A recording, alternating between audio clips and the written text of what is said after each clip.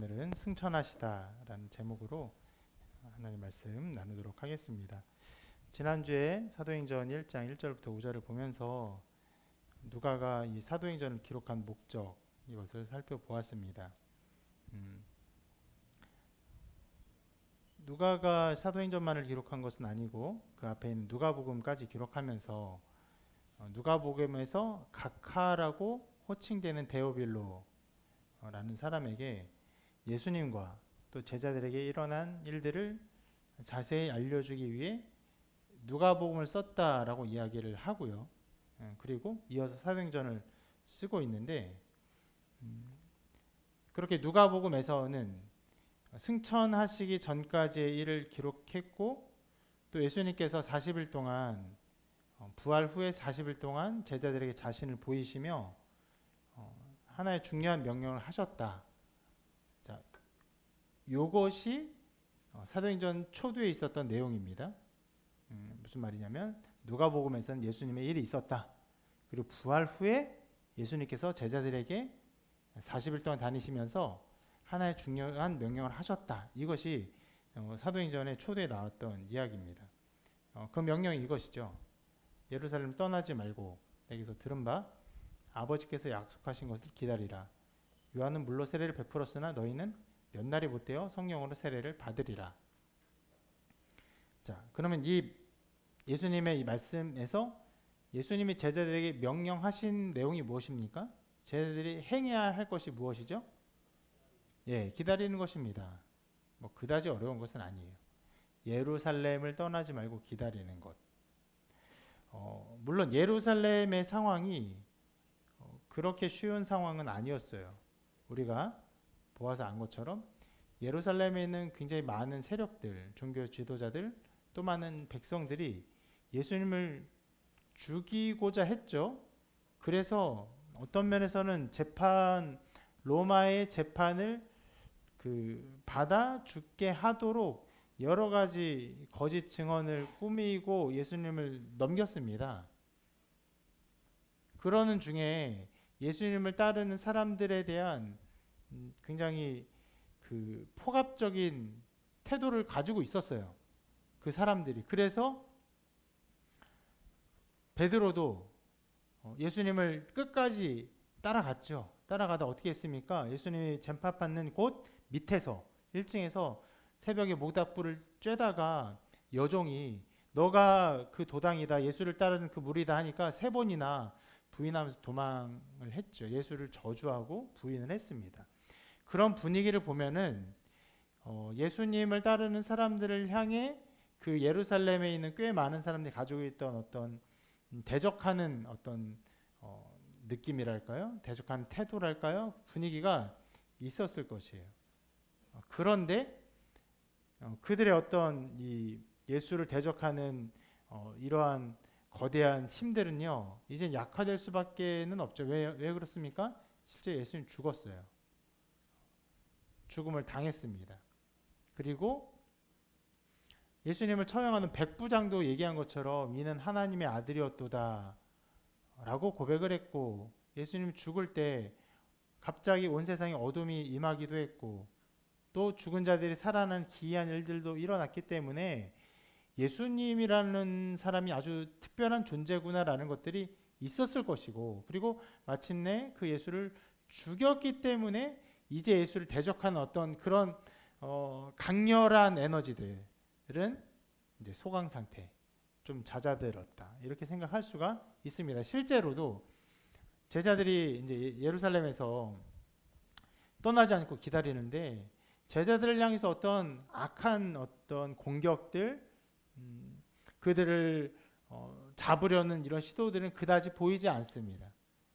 그러면 예루살렘에 있는 사람들이 예수를 따르는 사람들을 향해서 가지고 있는 태도가 그렇게 호의적이진 않고, 또 때로는 비판적이거나 또 나쁜 태도를 가지고 있었겠지만, 지금 제자들이 예루살렘에 남는 일 자체는 그다지 어려운 일이 아니라고 할 수 있습니다. 할 만한 상황입니다.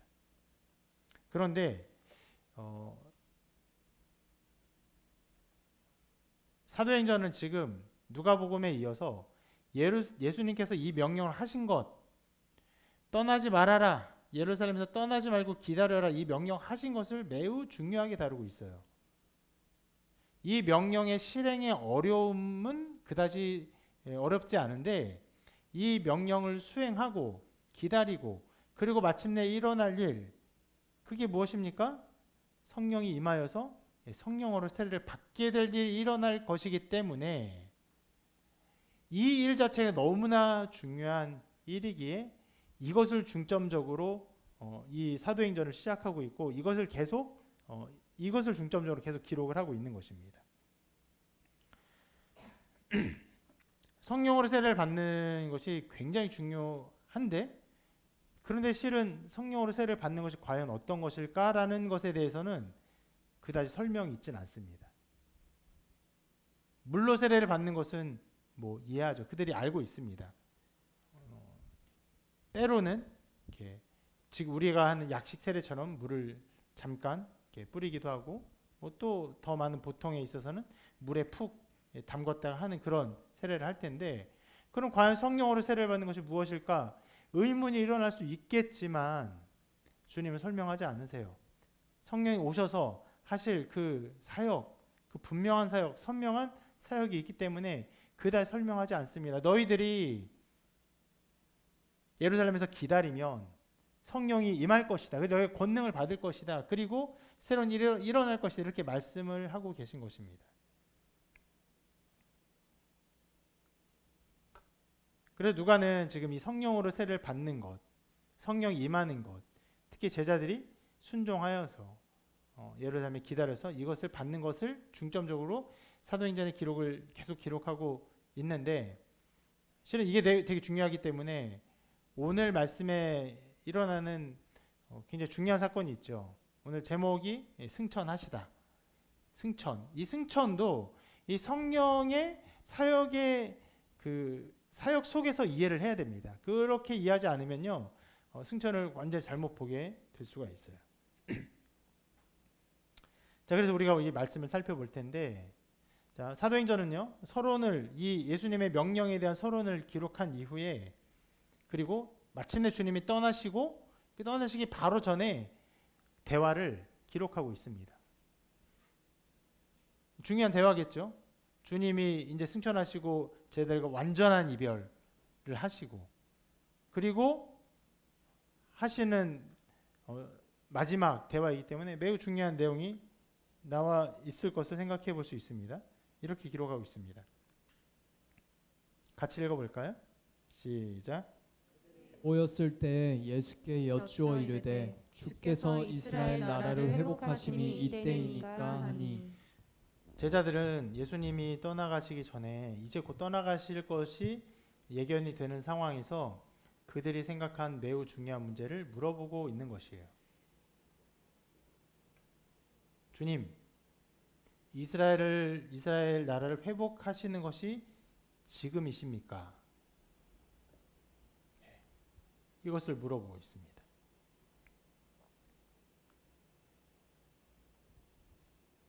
주님께서 약속하셨어요. 너희가 여기서 기다려라. 그러면 성령으로 세례를 받을 것이다. 제자들은 그 말씀을 들으면서 주님, 그러면 그런 일들이 일어난다면 그러면 이스라엘 나라가 회복될 것입니까? 이렇게 물어보고 있는 것입니다.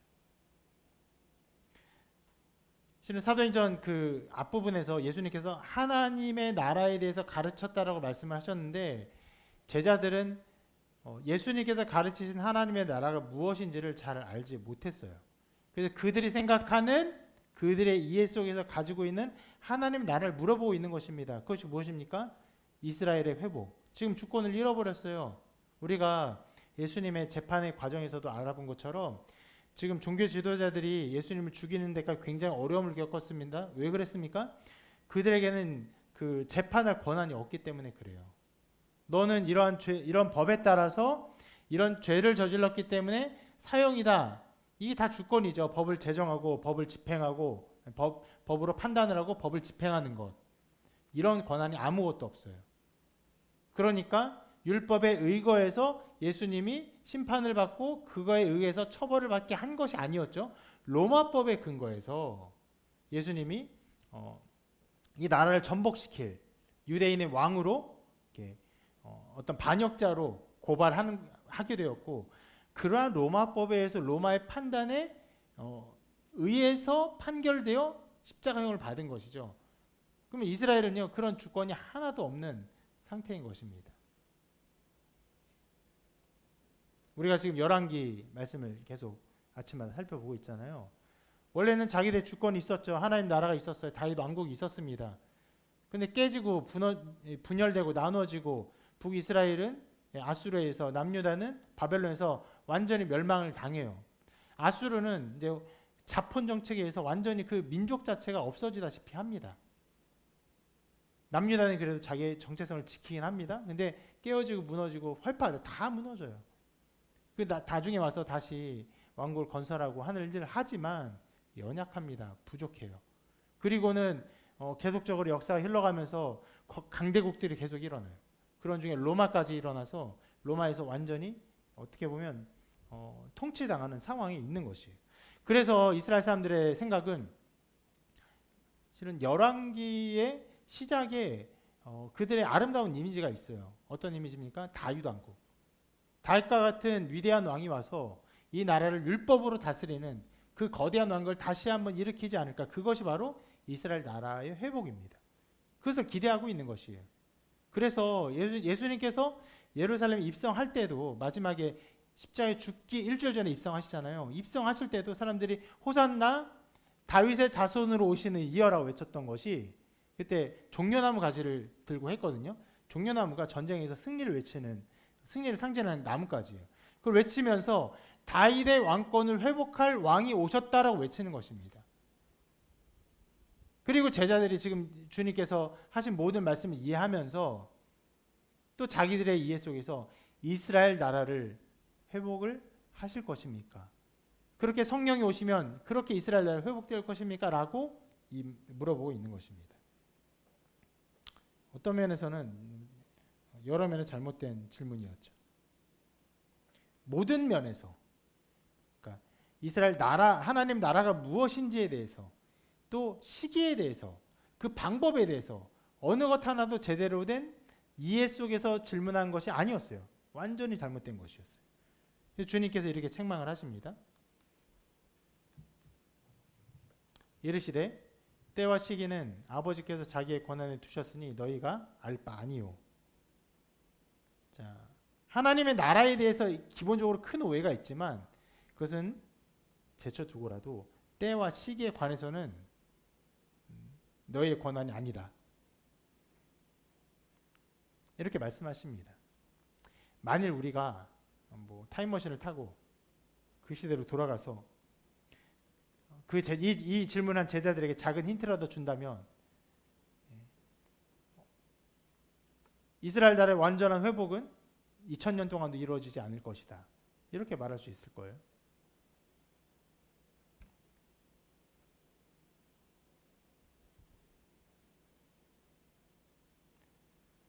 그런데 그러한 말조차도 필요가 없는 것이죠. 왜냐하면 이 때와 시기에 관해서는요, 그들에게 하나님이 알려줄 의도가 없으세요. 그것이 하나님의 뜻입니다. 하나님의 권한에 있는 것이라고 선언하고 계세요. 그리고 이어서 이렇게 말씀하십니다. 오직 성령이 너희에게 임하시면 너희가 권능을 받고 예루살렘과 온 유대와 사마리아 땅끝까지 이르러 내 증인이 되리라 하시니라. 그들이 생각하는 이스라엘 나라가 어떻게 보면 이 예루살렘, 더 나아가서 유대 지방, 그리고 유대요, 그 유대 땅, 그리고 더 나아가서 사마리아 땅, 사마리아가 북이스라엘의 수도였잖아요. 사마리아와 땅끝. 여기서 말하는 땅끝은 온 세계를 말하지만 그들이 생각하는 땅끝은 어쩌면은 북이스라엘 남유다의 전체 땅끝을 이해하는 것일 수도 있었을 것이에요. 그렇게 단편적으로 이해했겠지만 어쨌거나 주님께서는 이 때와 시기에 관한 것은 너에게 알려지지 않았지만 성령이 임하시면 무언가 새로운 일이 일어날 것이다. 특별히 너희가 내 증인이 될 것이다. 이렇게 말씀해 주고 계십니다.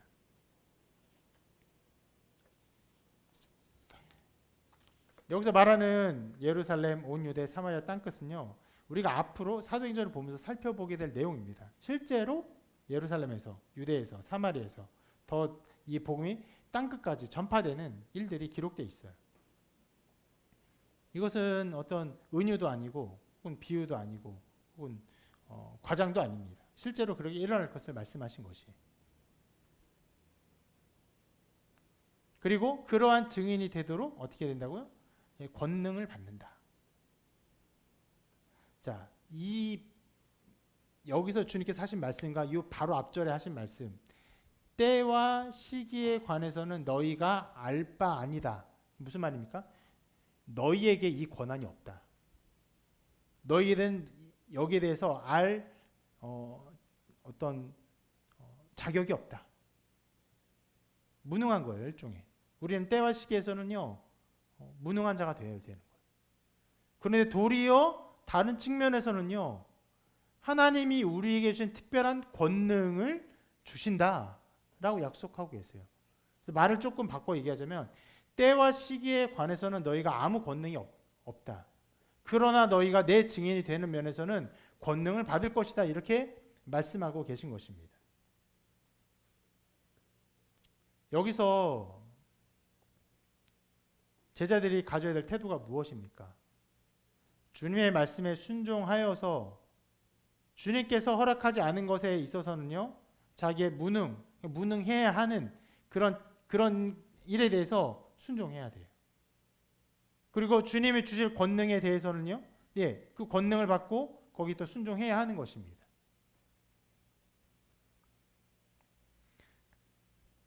이 말씀을 이렇게 준비하면서 신앙생활을 하다가 제가 만나게 되는 참 여러 사람들이 좀 생각이 났어요. 목회자이기 때문에 또 많은 신자를 만나게 되는데 여러 질문들을 만나게 됩니다.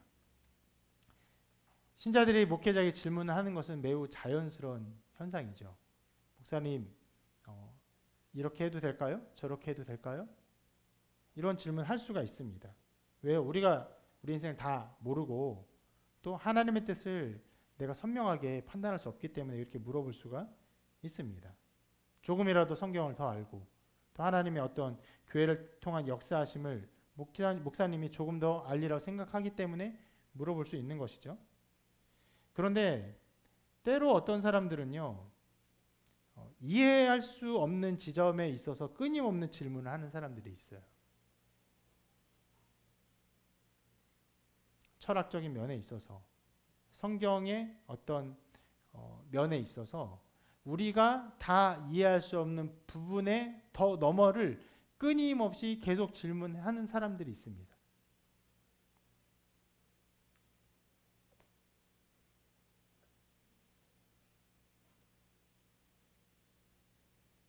특히 어떻게 보면요, 이 시기와 때에 관한 것은요, 너의 권한이 아니라고 말씀하셨잖아요. 그렇게 질문하는 사람들이 있습니다. 어떤 때 그런 질문을 받게 되냐면 바로 하나님의 신비한 그 섭리의 역사이신 그 예정을 말씀하실 때 그렇습니다. 성경은 끊임없이 그의 모든 백성이 예정되었다라고 말씀을 하세요. 그 예정들을 만나게 되면요, 어떤 면에서는 의구, 또 어떤 면에서는 절망, 어떤 면에서는 불합리, 이러한 지점들을 만나게 돼요. 내가 예수님을 말씀을 듣고 내가 예수님을 믿는 것 같은데, 그래야 할 것 같은데 예정되었다고? 내가 마음에 의심이 있는데 그러면 나는 이 의심의 마음인 상태로 혹은 구원받지 않는 상태로 예정되었는가? 이런 생각들이 들 수가 있어요. 그래서 그런 부분을 다 이해하고자 하는 열망을 가지고 끊임없이 질문을 하는 사람들이 있습니다. 제가 그런 질문자들에서 나름대로 신앙의 성장을 위해서 대답을 해주고 설명을 해주죠. 나름대로 좋은 설명자라고 생각을 합니다. 근데 대체로 잘 이해하지 못하고 무엇보다 믿음에 굳게 서지 못하는 모습을 보게 됩니다. 안타까운 일이죠. 그리고 그런 사람들이 보이는 거의 공통적인 모습을 보이는데, 자, 때와 시기에 있어서는 그게 우리의 권한이 아니라고 했는데 하나님께서 말씀하신 이 예정론을 가지고 물어보면서 언제 예정하셨나요? 그럼 난 언제 구원받은 건가요? 내가 말할 때 구원받나요? 그럼 이런 것들을 되게 의구스럽게 물어보면서 알려고 해요. 때와 시기에 관해서 우리의 한계를 넘어선 일을 계속 알려고 해요. 그런데 그 반대로 우리에게 허락된 것, 우리에게 있어야 될 그 권능, 그 무엇입니까? 예수님의 증인이 되는 것. 이런 것에 대해서는 어떤 권능도 나타내지를 못해요. 말을 어렵게 했지만 여러분, 교회 안에서 끊임없이 질문하는 사람치고 정말 쉬지 않고 의구와 의심을 품는 사람치고 나가서 예수님이 나를 구원하셨다라고 복음을 전하는 사람이 별로 없다는 것이에요. 참 신비한 일입니다. 여기서 말씀하신 것처럼 때와 시기의 기한에 관해서 너희가 알 바 아니오. 그리고 너희가 권능을 받고 내 증인이 될 것이라 말씀하셨는데, 자, 이 두 일에 순종하고 이 두 일의 열매가 나타나는 것이 신자라고 할 수 있어요. 그래서 어떤 면 우리가 이해할 수 없는 면에서는 하나님 우리는 이해할 수 없습니다. 그러나 하나님의 주신 그 권능을 받고 복음을 전하고 내게 주신 은혜를 전하는 이 증인의 삶을 사는 것은 가능하기 때문에 그렇게 복음을 전할 일들이 나타나죠. 이 말씀을 보면서 우리는요, 우리에게 주어진 것과 우리에게 허용되지 않은 것에 대해 올바른 태도를 가져야 합니다. 허락되지 않은 것에 대해서는요, 내가 다 이해할 수 없음을 고백하고 겸손히 하나님 앞에 그것을 내려놓아야 합니다. 그리고 우리에게 허락된 것이 무엇입니까? 권능을 받고 증인이 되는 것. 그렇지 못하다면요, 그 권능을 달라고 구해야 돼요. 이해하지 못할 것에 대해서 이해하고자 애를 쓰는 게 아니라 우리에게 허락된 선물을 갖기 위해서 그것을 받으며 증인이 되고자 구해야 됩니다.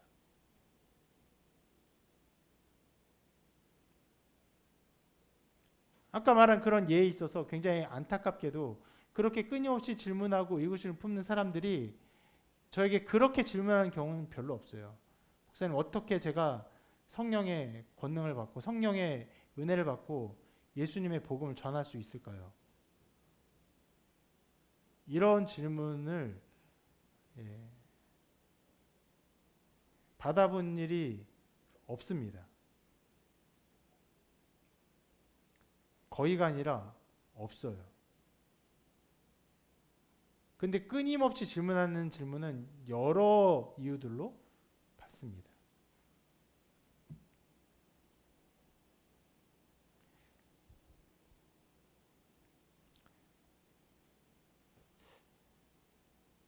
그래서 우리가 이런 올바른 태도를 가져야 하고, 그리고 참된 신자의 아름다운 어떤 신앙의 모습은요, 이러한 고백으로 대신할 수 있을 거예요.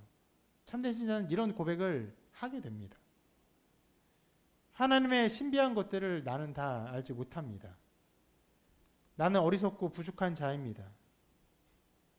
그러나 나는 하나님이 나를 사랑하신 것을 알며 나를 위해 그 아들 예수 그리스도를 보내신 것을 압니다. 예수의 십자가로 말미암아 내 모든 죄가 사함 받은 것을 알고 그로 말미암아 나는 의롭다함을 받았습니다. 나는 어리석은 자이지만 나는 천국에 들어갈 소망을 가지고 있고, 그리고 모든 사람이 나와 같은 소망을 갖기를 간절히 소망합니다. 이게 아주 올바르고 하나님 뜻에 합당한 신자의 고백입니다. 전 여러분 모두가 이런 고백을 하게 되기를 바랍니다.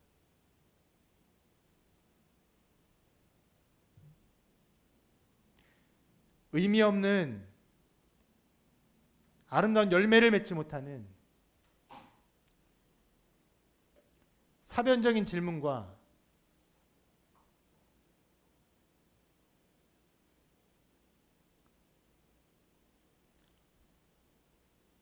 생각 속에 파묻히는 것이 아니라 뭐예요? 자기 안에 있는 거, 자기 안에. 그게 아니라 여러분 생각이 크면 얼마나 크겠습니까?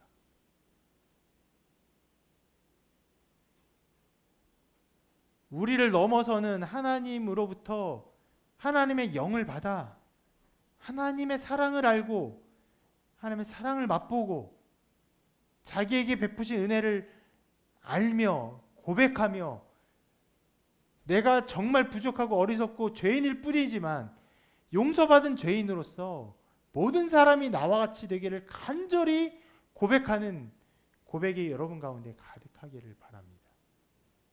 형태는 다르겠고 말의 뉘앙스는 다르겠지만 신자들에게는 모두가 다 이런 마음이 있어요.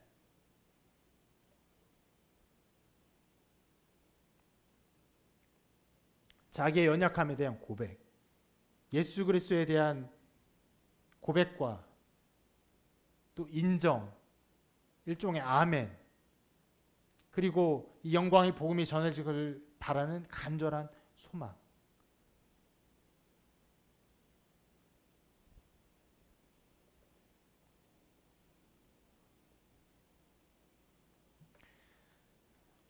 시골에 배우지 못한 할머니라도 믿음 안에서 이런 고백을 합니다.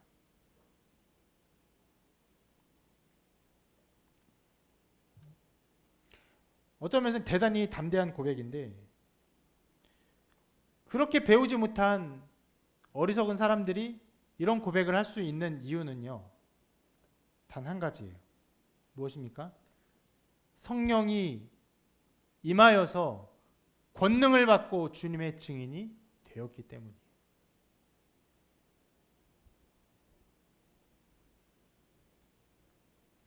아무리 탁월한 사람이랄지라도 심지어는 여러분 신학 박사를 할지라도 어리석고 거듭나지 않은 신학 박사들이 있습니다. 멸망에 가까운 신학 박사들이 있어요. 잘못 연구한 그런 연구자들 때문에 수많은 사람들이 신앙에 어떤 곤란을 겪기도 합니다. 그런 사람이라도 성령의 권능을 받지 않으면요, 예수 그리스도 사랑을 그 마음과 영혼에서 노래하고 그것을 기뻐하고 삶의 향기가 나고 그것을 다른 사람이 전하지 않고는 견딜 수 없는 이런 마음이 절대로 일어나지 않아요. 그러나 노예와 같은 상태일지라도 혹은 일생에 빛을 보지 못하는 땅굴에 갇혀 사는 비참한 인생일지라도 말씀 안에서 예수님을 믿게 되면요, 예수를 아는 향기를 풍기게 됩니다.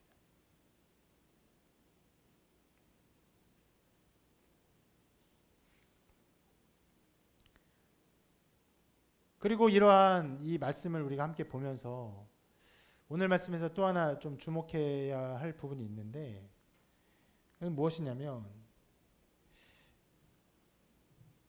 너희가 권능을 받고 내 증인이 되리라라고 말씀하셨지 절대로 증인이 되어라라고 말씀하지 않으셨다는 것입니다. 이게 기독교의 굉장한 신비입니다. 기독교는 분명히 회개하고 복음을 믿으라, 세례요한이 외친 것처럼, 예수님이 외친 것처럼 하나님 나라가 가까이 왔으니 회개하고 복음을 믿으라 라고 선포하지만 우리 각 개인이 하나님의 나라의 백성이 되는 것, 신자가 되는 것은 절대로 자기의 힘으로 된다고 가르치지 않습니다.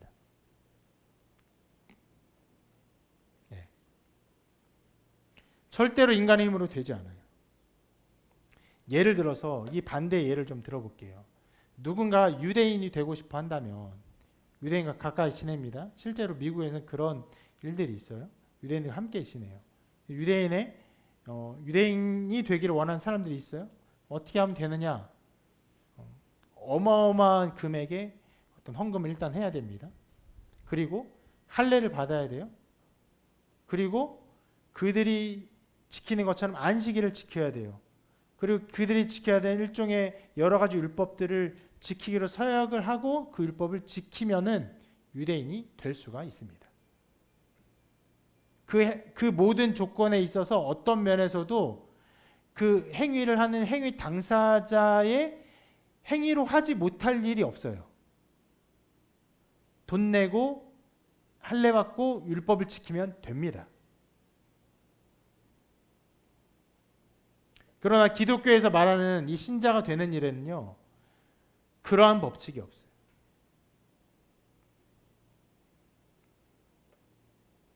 그렇기 때문에 안타까운 일이지만 주일 예배를 드려도 혹은 헌금을 해도 11조를 해도 여러 선행을 해도 신자가 아닐 수 있습니다. 그 반대로 교회를 나온 지 얼마 되지 않았어요. 그럼에도 불구하고 하나님의 은혜로 말미암아 하나님의 권능을 받고 선을 행하지 않고는 견딜 수 없는 마음 속에서 하나님을 기뻐하는 마음과 주님을 기뻐하는 마음으로 온갖 선을 행하는 사람들이 있습니다. 왜 그러냐면 이 신자가 되는 것이 바로 성령의 사역의 결과이기 때문에 그래요.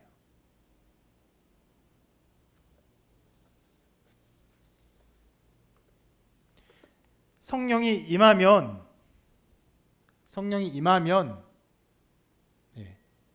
증인이 되는 것입니다.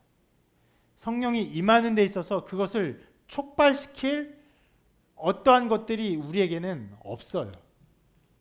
물론 제자들에게는 하나의 그 촉발시킬 트리거가 있었어요. 무엇입니까? 너희가 기다려라. 그건 제자들에게 주신 특별한 권능이 기다리면 성령이 임할 것이다. 그리고 이 땅에 임하신 성령이 사역을 하실 때 그들과 똑같이 나타나는 것이 아니에요. 그럼 우리가 똑같이 예루살렘 가서 기다리면 될까요? 아니에요. 그렇지 않습니다. 교회 와서 가만히 기다리면 될까요? 그렇지 않아요. 성령 임하는 데 있어서 어떤 우리가 인위적으로 만들어낼 수 있는 조건은 없습니다. 다만 회개하고 복음을 믿으라는 말씀을 듣고 구해야죠.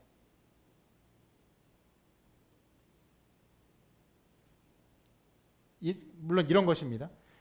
그래 내가 회개하고 복음을 믿고 성령을 받도록 구해야겠구나 이런 것은 아닙니다. 왜냐하면 이미 회개하고 복음을 믿는 것이 성령의 열매예요. 그래서 실제로 우리 인생에서 어떤 상황에서 구해야 되냐면 복음을 들어요. 아 내가 회개해야 되는구나. 복음을 믿어야 되는구나 하는데 자기를 돌아볼 때 회개하지 않아요. 복음을 믿는 마음이 없어요. 그럴 때 구하는 거죠. 하나님 내 마음에 믿음이 없습니다. 내 마음에 회개하는 마음이 없습니다. 이 말씀이 거짓이라고 생각되지 않고 예배 드리면서 드리는 말씀이 그렇다라고 인정이 됨에도 불구하고 회개하지 않으며 믿지 않으며 그렇게 살아가는 모습이 저에게 보입니다. 참 신앙의 열매가 제 안에 안 보입니다. 은혜를 주사 회개하고 복음을 믿게 해 주시옵소서라고 구하는 것이죠. 구할 때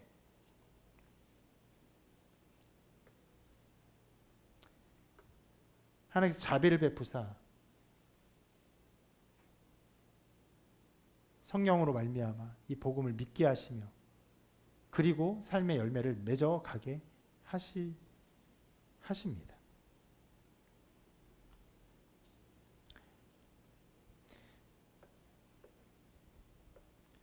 그리고 주님께서는요 이렇게 제자들에게 그들에게 없어야 되는 권한과 있어야 되는 권한 그리고 그들에게 앞으로 나타날 일을 말씀하셨어요. 권능이 임하면 예루살렘과 온 유다 사마리아 땅까지 이르러 내 증인이 되리라. 그렇게 될 것이다. 이렇게 말씀하시고 난 이후에 그리고 주님께서 마지막으로 이 땅에서 사역을 하셨죠. 그게 무엇입니까? 승천입니다.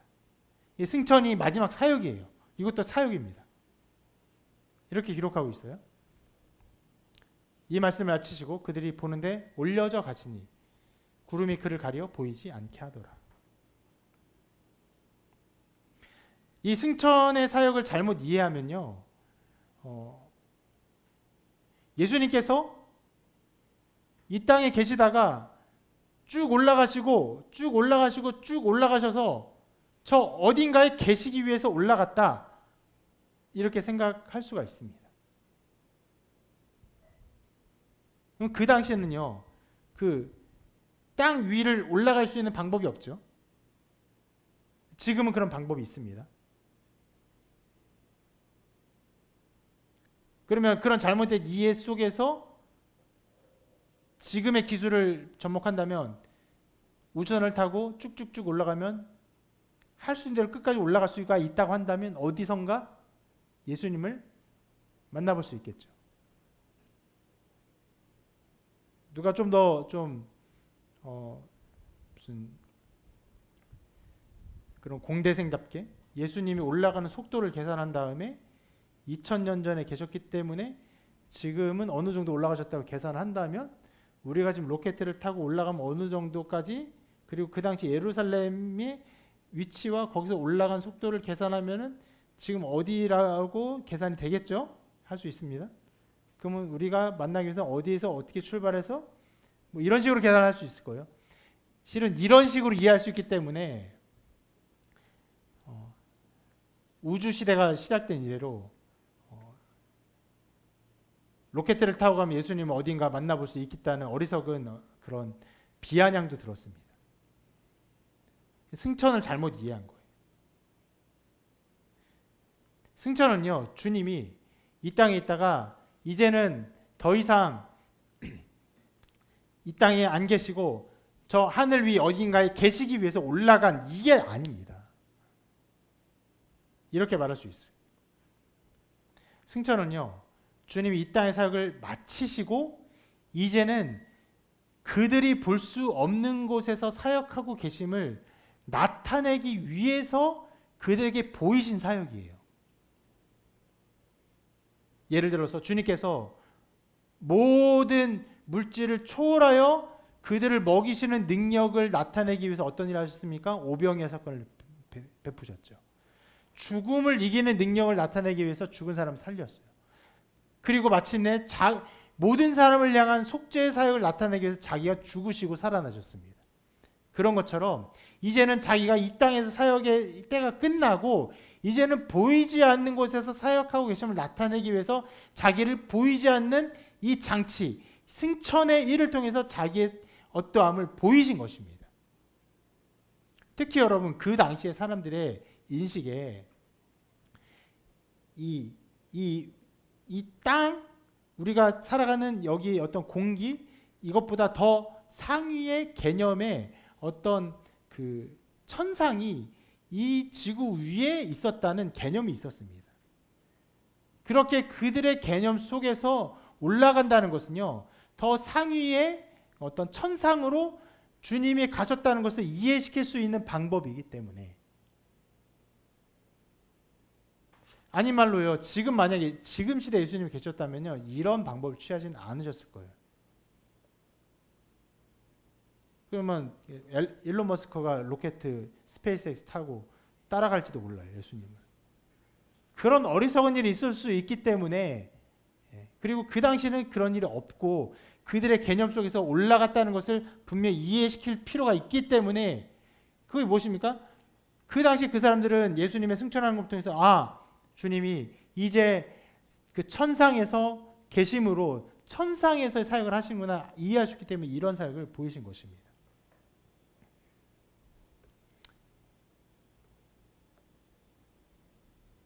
이렇게 승천하심으로 이제 시대가 바뀝니다.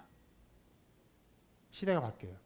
주님께서 이 땅에서 역사하시는 시대가 바뀌어요. 우리는 이 시대의 바뀜을 분명히 이해해야 됩니다. 여러분, 우리 역사를 배우면은 뭐 이렇게 그 무슨 어떤 고대 뭐 빙하기도 있고 또 무슨 그런 시대적 나눔이 있잖아요. 별로 의미가 없고 하나님께서 우리를 어떻게 다스리시는가를 볼 때 성경의 역사를 볼 필요가 있습니다. 주님이 이 땅에 오셨을 때는 어떻게 사역하십니까? 주님께서 만나면서 대화하면서 가르치면서 그렇기 때문에 모든 가르침이 성경에 다 세밀하게 기록되어 있는 것이죠. 그래서 우리에게 주어진 것이고 그리고 이제는 주님께서 보이지 않는 곳으로 가서 어떻게 사역하십니까? 말씀하지 않으세요. 여러분 그래서 주님의 음성을 들으려고 애를 쓸 필요가 없어요. 주님께 그렇게 사역하시는 때가 아닙니다. 어떻게 사역하십니까? 보이지 않는 하나님 영을 보내세요. 하나님의 영을 보내서 무엇을 증거하십니까? 하나님의 영으로 이 성경 말씀을 증거하세요. 이 맛을 본 분들은 아시겠지만 성령의 은혜로 이 말씀이 정말로 참이다라는 것이 마음속에 그렇게 확신돼요. 그 어느 것보다 확실한 말씀으로 여겨집니다.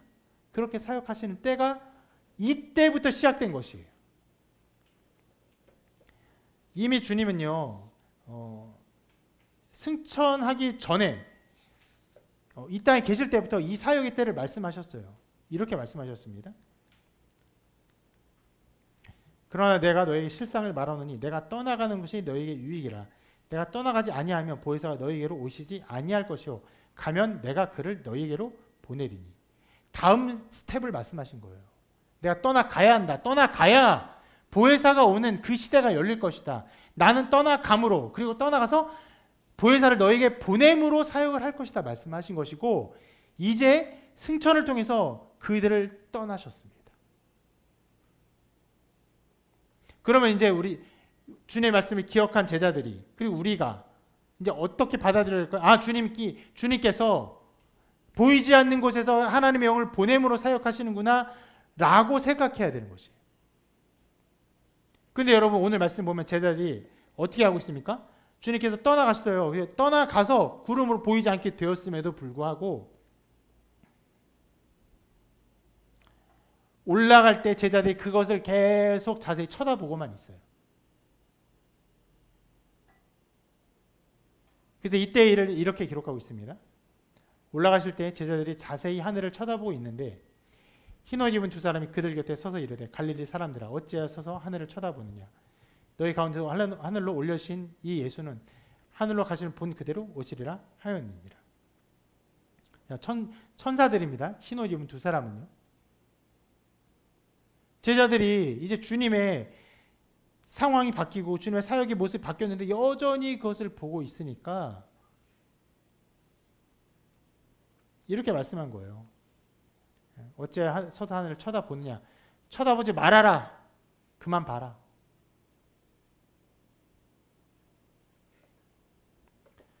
잘못된 태도를 가지고 있는 거예요. 제자들이. 주님의 사역의 때가 바뀌었는데 뭔가 신비한 것을 보는 것처럼 그리고 거기에 주님이 계신 것처럼 그것을 계속 보고 있는 것이. 이제 제자들이 해야 될 태도가 무엇입니까? 주님 떠났어요. 그들과 함께하지 않습니다. 주님을 일부러 구름이 가리웠어요. 보이지 않도록. 어떤 면에서는요, 여러분, 만약 이 천사들이 저렇게 말을 하지 않았으면 제자들이 계속 쳐다보고 있었을까요? 10년, 20년 망부석점이 쳐다보고 있었을까요? 그러지 않았겠죠. 그럼에도 불구하고 천사들이 와서 얘기한 것은요, 우리에게 교훈하는 거예요. 이 쳐다본 일 자체가 의미가 없는 일이고 이제는 완전히 다른 방향으로 사역해야 되는 것을 제자들에게 깨우쳐 준 것이고 그 새로운 시대의 방향을 우리에게 알려주고 있는 것입니다.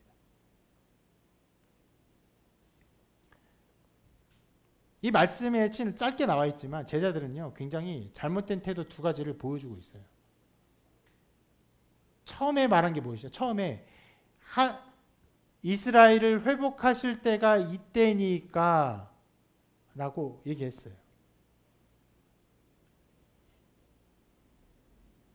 뭐냐면 이거는 일종의 정치 권력을 기대한 것입니다.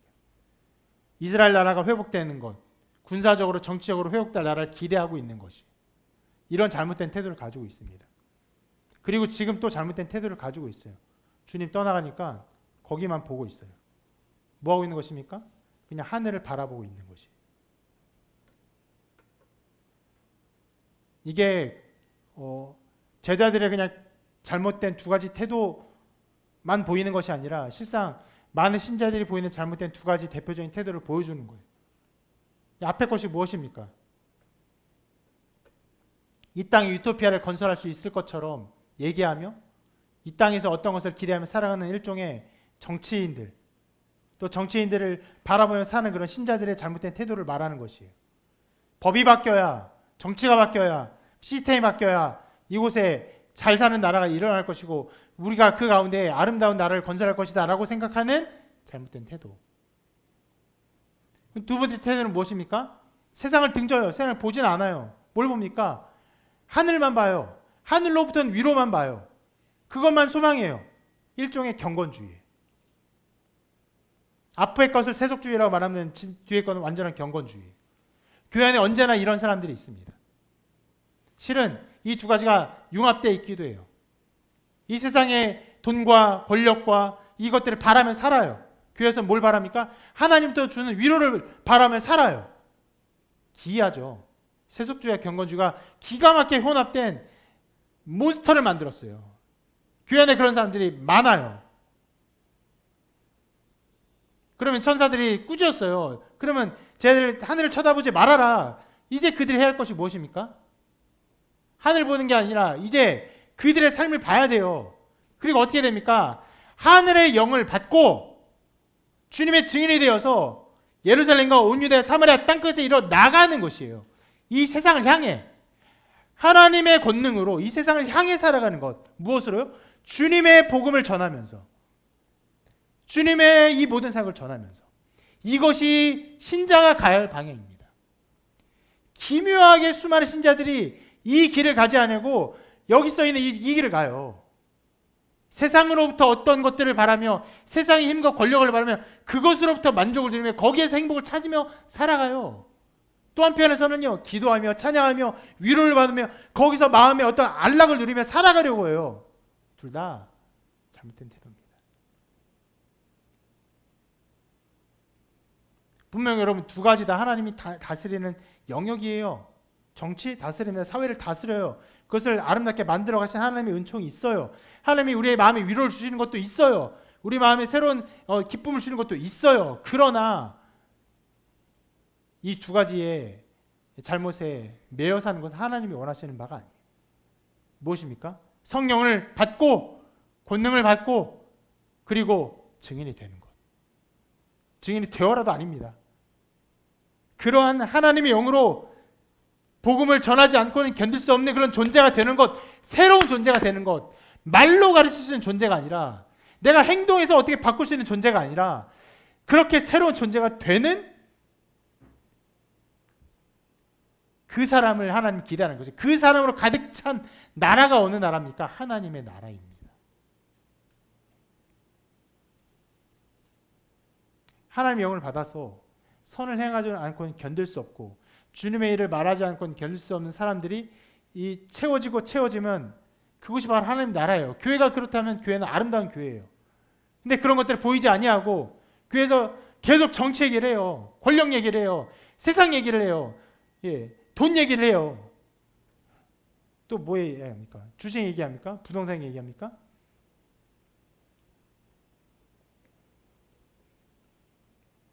그런 얘기들만 가득합니다.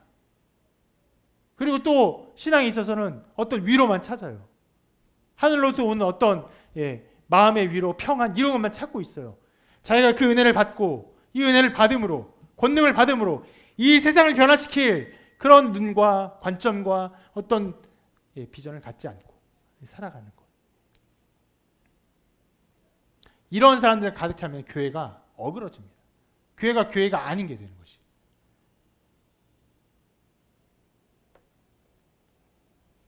분명히 하나님 교회를 통해 역사하시지만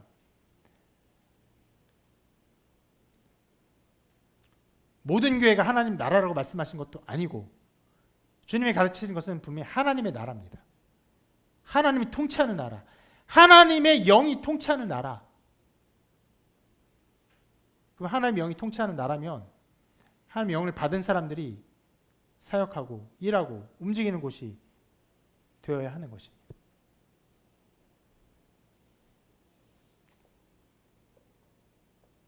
이제 제자들이 해야 할 것은요, 하늘을 보는 것이 아니라 어떻게 합니까? 성령의 권능을 기다리며 권능을 받고 어떻게 예루살렘과 온 유대 사마리아 땅끝까지 이르러 주님의 증인이 되는 것입니다. 그 주님의 증인이 되게 하는 방법은 다 달라요. 누구는 죽이셨습니다. 하나님이 가차없이 죽이셨어요. 희생의 피를 요구하셨어요. 수많은 사람들이 죽었습니다. 누구는 끝까지 살아남아서 계속 글을 썼어요. 누구는 계속 잡히고 심판당하고 재판당하면서 계속 증언을 했습니다.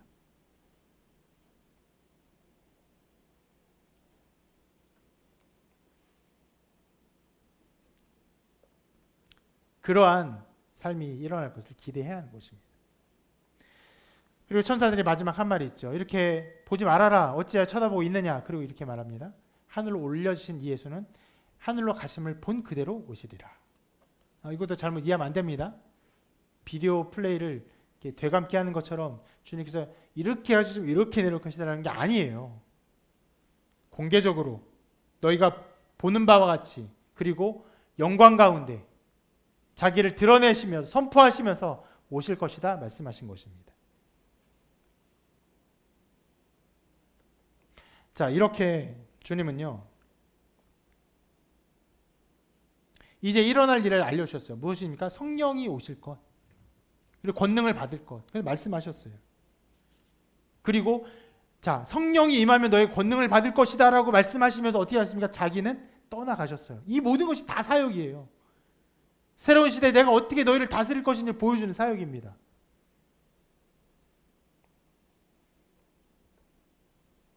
그러한 예수님에 대한 이해, 예수님의 존재에 대한 이해, 그리고 존재에 대한 새로움으로 인해 나타난 하나님의 통치에 대한 이해 속에서 제자들이 살라고 조목조목 말씀하셨어요.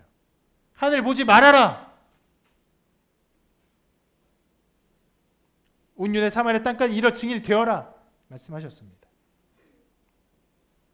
실제로 제자들은요 이제 하늘을 보지 않았어요. 기다렸습니다.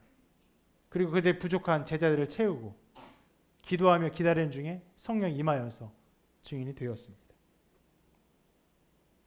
그런 제자들은요 다 죽었어요. 남김없이 다 죽었습니다. 시간이 지나고 다 죽었어요. 그런데 그렇게 주님이 존재하시는 방식은요 지금 똑같이 존재하십니다. 똑같이 역사하세요.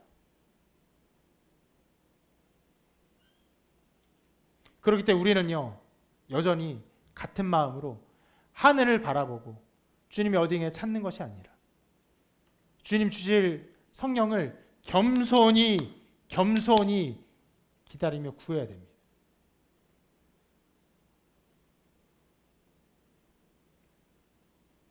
우리에게 촉발되어서 성령이 임하지 않지만 그러나 주님께서 말씀하세요. 문 두드려라.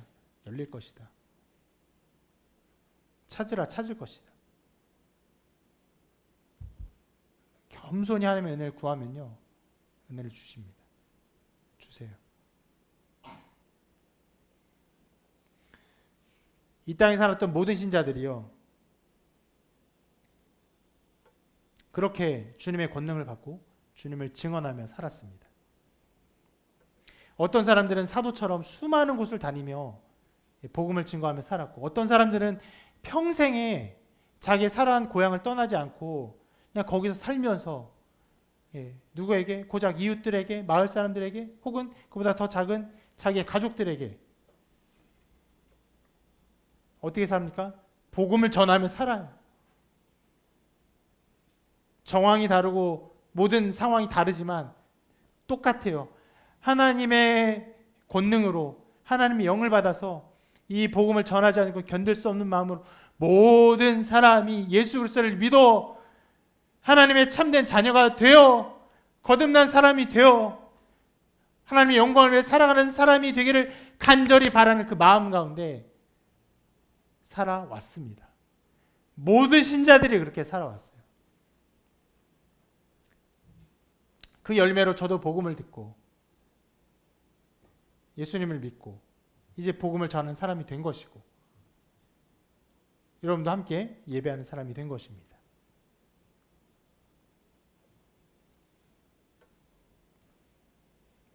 우리의 인생이 참 복잡합니다. 그리고 앞으로의 미래도 우리가 알 수 없고 힘든 일이 많이 있습니다. 그러나 우리의 모든 삶 중에서 굉장히 설명할 수 없는 많은 일이 일어나고 어려운 일이 많이 있지만 때로는 고통스러운 일이 있지만 그러나 오늘 말씀에서 나온 성령이 너에게 임하시면 너희가 권능을 받고 예루살렘과 온 유다 사마리아 땅까지 열어 내 증인이 되리라 하시니 예수님의 가장 위대한 말씀이 이루어진 증거가 있다면 그 인생이 가장 복된 인생입니다. 가장 아름다운 인생. 어떤 인생입니까? 하나님이 함께 하시는 인생이에요.